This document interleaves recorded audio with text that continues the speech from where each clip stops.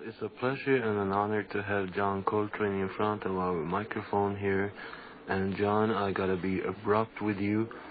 I gotta say like this, that your playing has been turned antenna-like, unbeautiful, on just about everything you can think of. And since the playing mirrors the personality, I guess you have some personal thoughts of that kind to say. Well, let me follow you again. You said my playing has what? I didn't say that. I said what the critics said. Well, they seem to think that it's an angry sort of thing.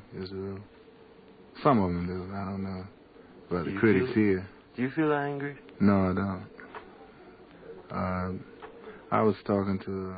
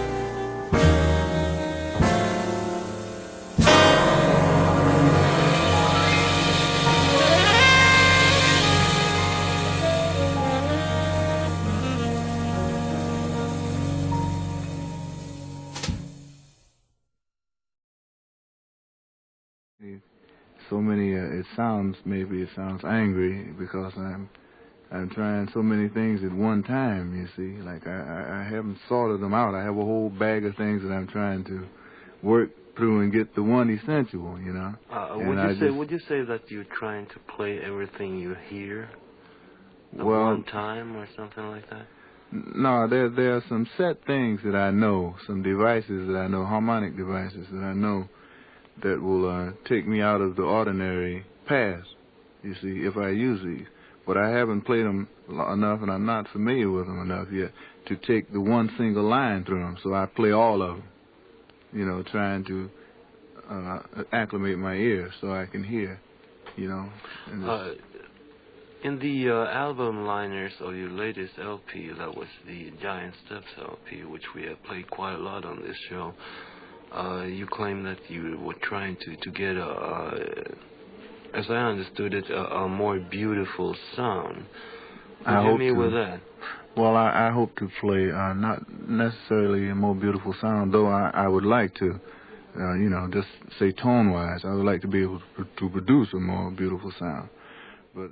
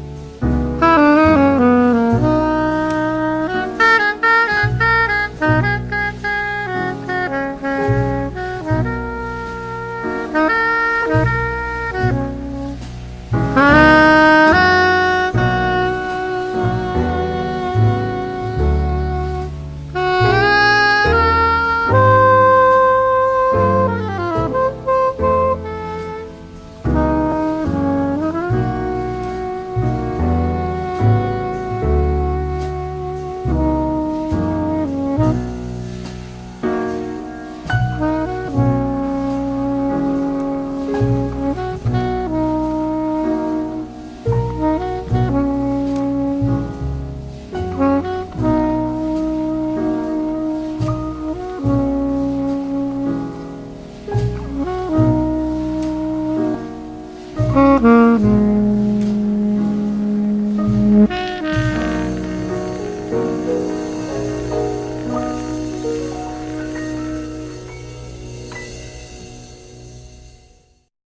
I'm primarily interested in trying to work what I have, what I know, down into a more lyrical line. You know, that's what I mean by beautiful, by more lyrical, so to be, you know, easily understood. I'm sure our listeners are, as they are mainly collectors of coltrane records, I'm sure they like to hear you express one thought of what you think is listenable among your whole production.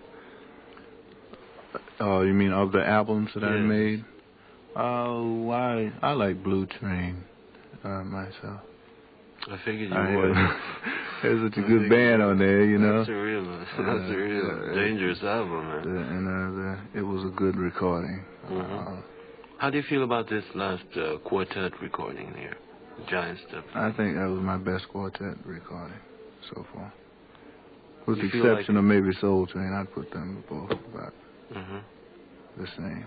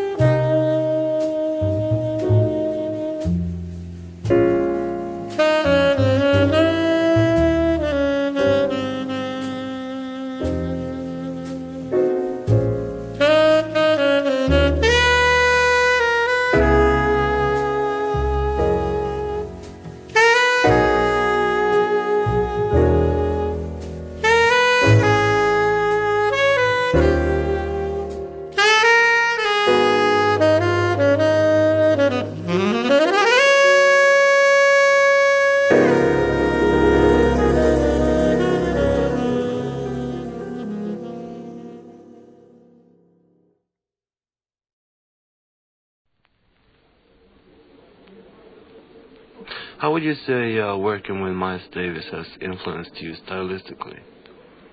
Well, it has led me into most of the things that I'm doing now. Yeah.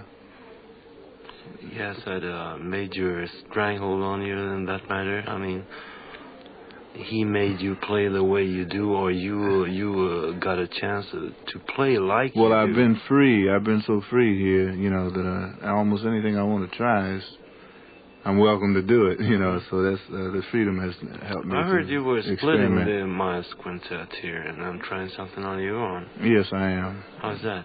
With whom? I have several men in mind, but I haven't selected the sidemen yet. Yeah. I'm going Would to you try feel with like the quartet. working with a quartet? Yeah, to begin with, and maybe in several weeks after I start, I might add a fifth man. John, which tenor players do you think have influenced you, if any at all? All of them. I would say all of them. But do you have a personal favorite? I mean, like you put on a record when you were at home and relaxing and so on? Well, Sonny Rollins is...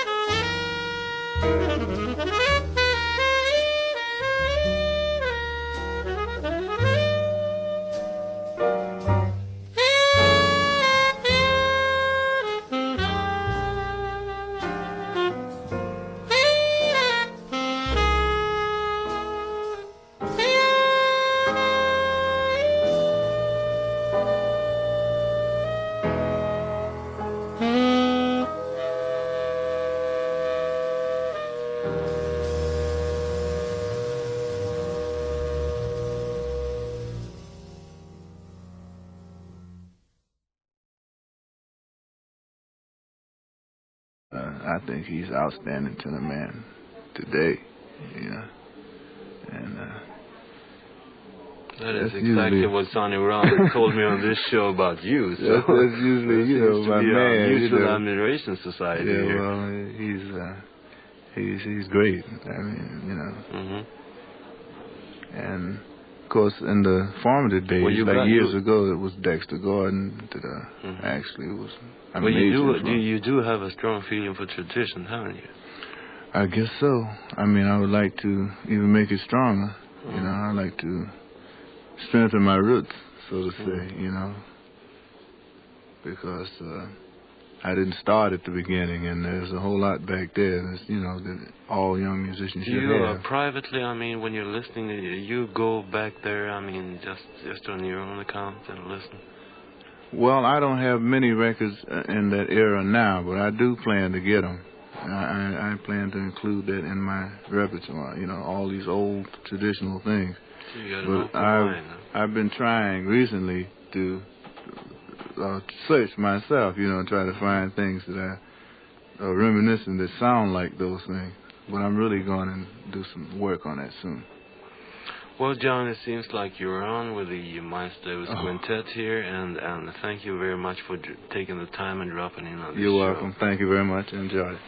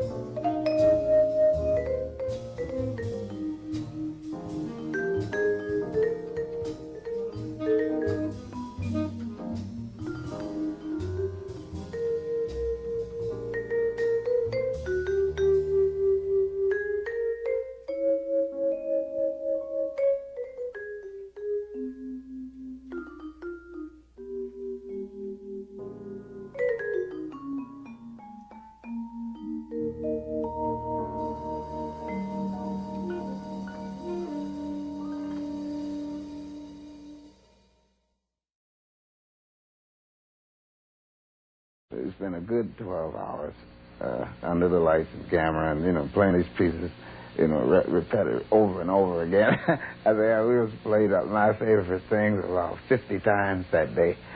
And the thing about it, and I didn't mind, you know, it never got boring. It was never, I was never bored at all with the music. Every time we played it, at each repeat of you know, something, we want to see you do something to correct something in the background, no matter what it was. It was a new experience. It was just the same. I think the last take we made of that was probably the strongest one that we did. John's style was completely unconventional. He had a completely unique approach to music, and which was different than many of the other players did. Yeah, a lot of the musicians didn't know. They was trying to figure out what it was. You know, like, I mean, Cannonball used to stand right next to him, you know, and I guess try to figure out what the structure was or what he was doing, you know. He was so far in advance of anything that I could conceive. And I've never really been that close to anybody that great or that good.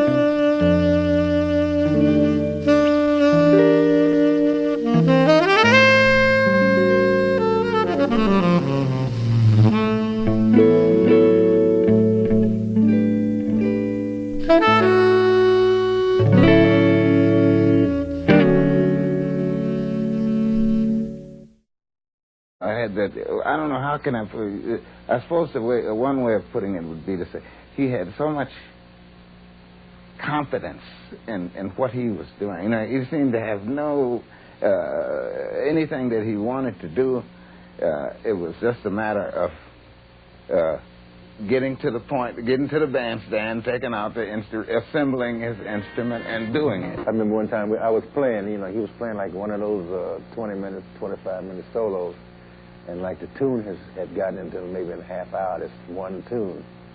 So like perspiring like I used to perspire a lot, you know, like especially it was in the summertime. So we had played so long till the stick slipped out of my hand and flew like across the stage and went right across his head, you know. So when we came down off the stage, I said, look, man, I'm sorry, but the stick flew out of my hand. I said, what did you think had happened? He said, this guy finally threw a stick at me for playing long. I remember one matinee in Philadelphia at a club there. We played one piece for the entire matinee. It was 3 hours. So he just started taking it so long. He got wound up and the thing went. He just played the complete matinee. We didn't take a break, intermission, anything. Just straight through. And Miles used to ask him to say, well, man, why do you play so long? And he used to tell Miles that once he got involved in whatever he was doing, he didn't know how to cut it off, you know. So Miles used to tell him, say, take the horn out your mouth. I was sort of apprehensive a little bit about that. I thought John would get started and forget that we were doing a television show and you know, take a half an hour solo and the thing would be.